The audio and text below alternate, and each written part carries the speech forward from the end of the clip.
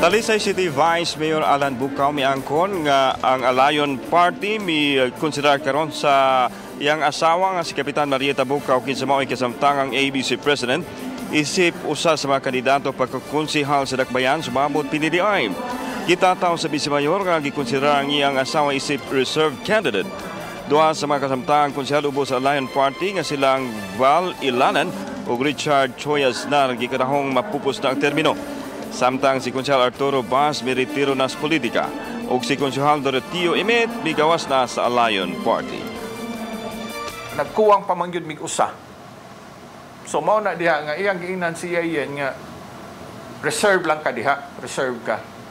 Pero dili pa yun na siya final until such time maka-file na og certificate of candidacy.